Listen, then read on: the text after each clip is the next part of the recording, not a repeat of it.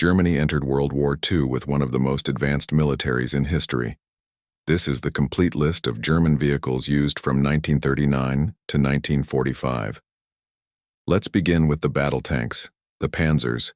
Panzer, a light tank introduced in 1933, armed with 2 machine guns and used mainly for training. Saw combat in Poland and France before being phased out. Panzer II, a light reconnaissance tank introduced in 1936, armed with a 20mm cannon and 1 machine gun, used heavily in early blitzkrieg campaigns.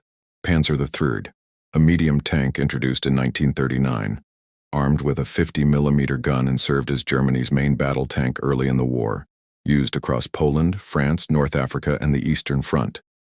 Panzer IV, Germany's most produced tank introduced in 1939, armed with a 75mm gun and used throughout the entire war. Reliable, adaptable, and the backbone of German armored divisions. Panther, a medium tank introduced in 1943, armed with a powerful 75mm gun and featured sloped armor. Considered one of the best tanks of the war.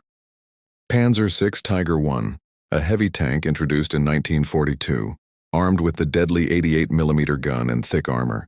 Feared by Allied forces but expensive and difficult to produce. Panzer VI Tiger II King Tiger, a heavy tank introduced in 1944, armed with an 88mm gun and the thickest armor of any German tank, powerful but slow and plagued by mechanical issues. Panzerv 30T, a Czechoslovakian tank adopted by Germany after 1938, armed with a 37mm gun and used in early campaigns, reliable but outdated by 1941. Panther, another Czechoslovakian design used by Germany, armed with a 37mm gun and highly reliable.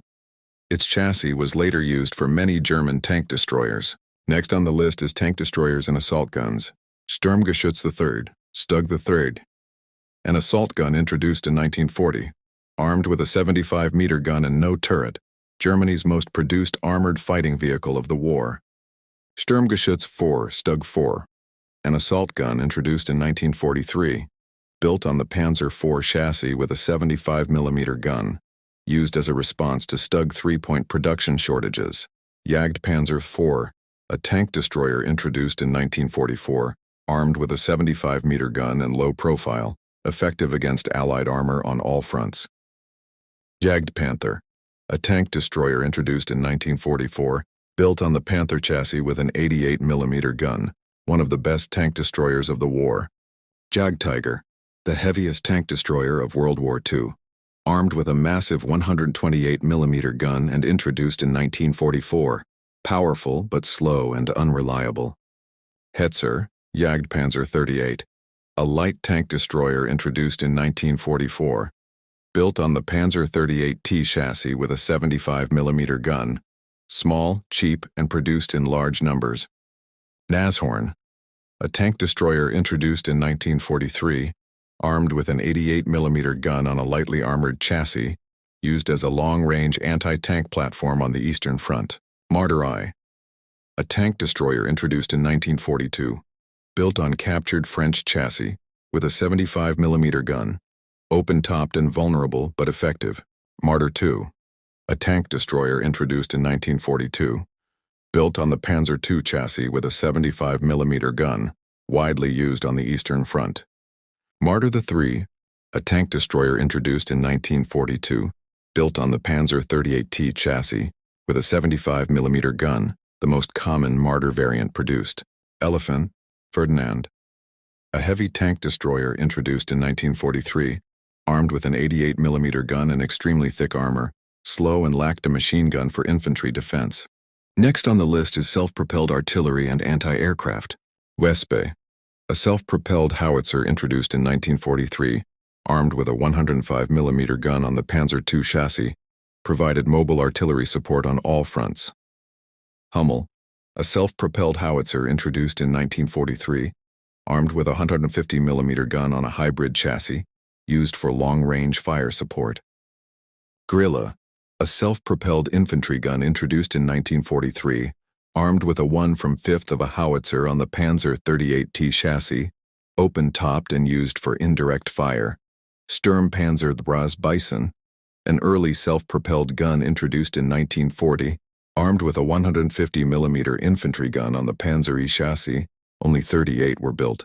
Panzer IV Wirbelwind, an anti-aircraft tank introduced in 1944, armed with four 20mm cannons in an open turret, effective against low-flying aircraft. Panzer IV Ostwind, an anti-aircraft tank introduced in 1944, armed with a single 37mm cannon, an improvement over the Wirbelwind. Panzer 38T Gepard, an anti-aircraft vehicle introduced in 1944, armed with a 20mm cannon on the Panzer 38T chassis, limited production numbers. Next on the list is half-tracks and prime movers. SDKFZ 251 Hanomag, Germany's primary armored personnel carrier, introduced in 1939 and produced in over 20 variants. Carried infantry into battle and served many roles. SDKFZ 250, a light armored personnel carrier introduced in 1941, smaller than the 2.51 and used for reconnaissance, produced in multiple specialized variants. SKFZ-7, a medium artillery tractor introduced in 1938, used to tow 80mm guns and other heavy weapons, one of Germany's most important support vehicles. STKFZ-8, a heavy artillery tractor introduced in 1938, used to tow heavy artillery and recover tanks, essential for moving large guns. STKFZ-9, the heaviest German half-track introduced in 1938, used to recover disabled tanks, often worked in pairs for heavy vehicles. SKFZ-10, a light artillery tractor introduced in 1938, used to tow light guns and transport troops, small, reliable, and versatile. STKFZ-11, a medium artillery tractor introduced in 1938, used to tow medium artillery and carry supplies, common throughout the German military. Continuing with armored reconnaissance vehicles, STKFZ-222. A light armored car was introduced in 1936, armed with a 20mm cannon and machine gun, the most common German armored car. STKFZ-231, Rad, an 8-wheeled armored car introduced in 1936, armed with a 20mm cannon and excellent mobility, could drive forward and backward at equal speeds. SDKFZ-231, Puma, an 8-wheeled armored car introduced in 1944, armed with a 50mm gun and a fully enclosed turret, fast, powerful, and one of the best armored cars of the war. STKFZ-263, a heavy radio car introduced in 1936, featured a large frame antenna for long-range communication, unarmed and used for command purposes. Let's move on to light utility staff cars and motorcycles. Schwimmwagen, Type 166. An amphibious car introduced in 1942, could drive on land and swim across rivers. The most produced amphibious car in history. Mercedes-Benz L3000, a 3-ton cargo truck introduced in 1939, reliable and used throughout the war, served on all fronts. Ford V3000, a German-produced Ford truck, carried 3 tons and used widely, simple and reliable design. BMW R75, a heavy military motorcycle introduced in 1941, featured a sidecar and driven wheel, used for reconnaissance and messenger duties. Next on the list is logistics trucks and transport. Krupp Protze, a 604 light truck introduced in 1934, used to tow light artillery and carry troops, distinctive rounded design. Opel Blitz, Germany's most common military truck, carried 3 tons of cargo and introduced in 1930, the workhorse of German logistics. Einheitsdiesel, a standardized 2.5-ton truck introduced in 1937, designed for military use with all-wheel drive. Expensive but highly capable off-road. Bussing Nag 4500, a heavy 4.5-ton truck introduced in 1941, used for heavy cargo and artillery towing, diesel-powered for better fuel economy. Beyond standard tanks and trucks, Germany developed many specialized vehicles. These machines were built for specific tasks. Karl Gerät, Thor, Odin, etc., a 600mm self-propelled siege mortar introduced in 1941. Shells weighed over 2 tons and could destroy fortifications used at Sevastopol, Warsaw, and against the Maginot Line.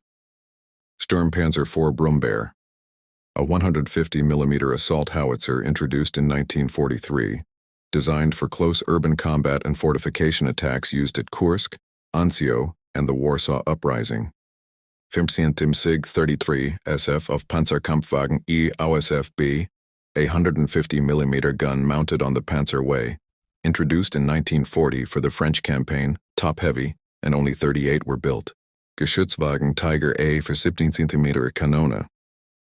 A proposed super-heavy artillery carrier would have mounted a 170mm gun on Tiger chassis.